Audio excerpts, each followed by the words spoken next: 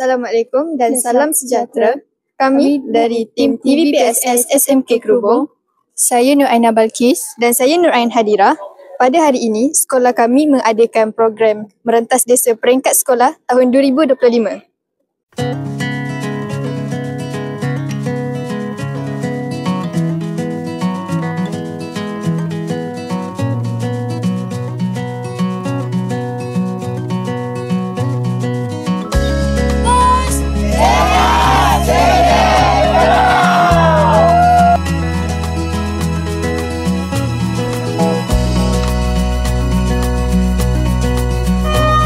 To all of you American girls, it's sad to imagine a world without you.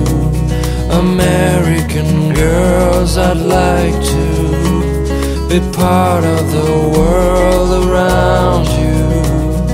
Driving a car by the seaside, watching the world from the bright side.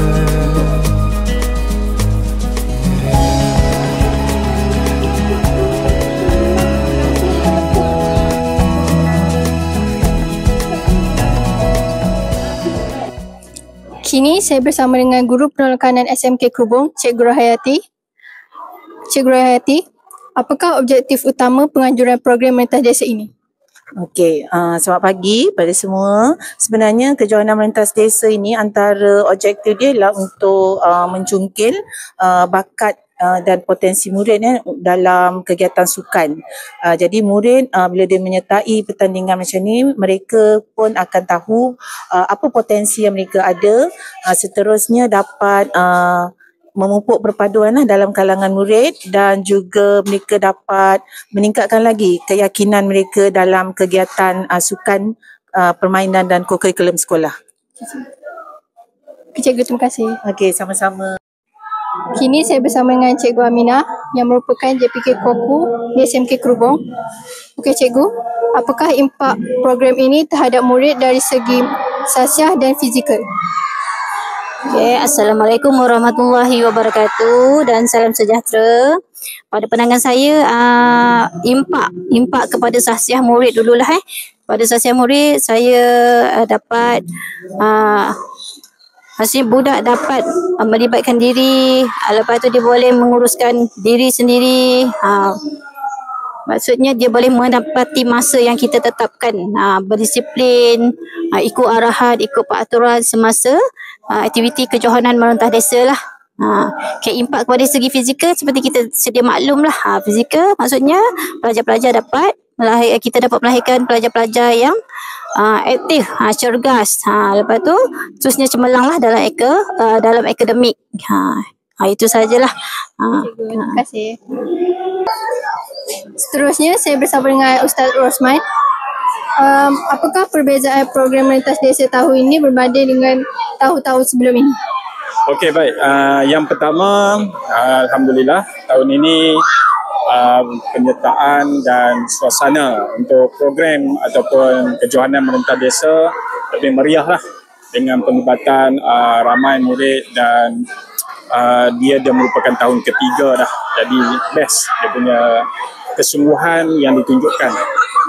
Dan setiap rumah sukan kekuatannya lebih kurang sama. Kalau sebelum ni nampak rumah hijau tu akan menang, tapi tahun ni rumah hijau pun tak pasti sama ada kalau menang rezeki. Jadi kita tak boleh nak mengagak sampai ke saat ni hijau boleh menang atau mengekalkan kejuaraan ataupun menjadi milik lain.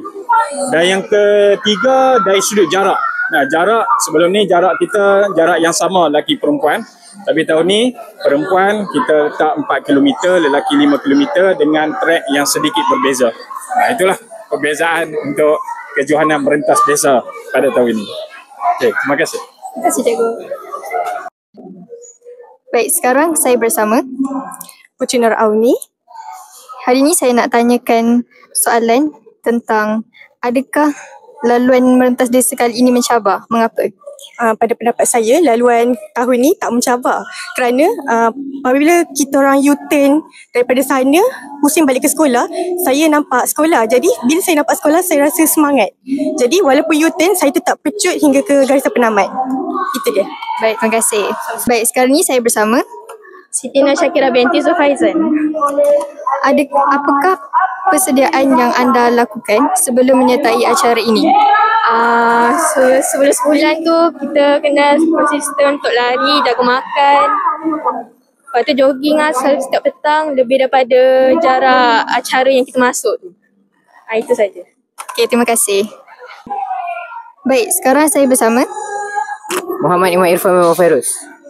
Apakah harapan anda untuk acara merentas desa yang akan datang?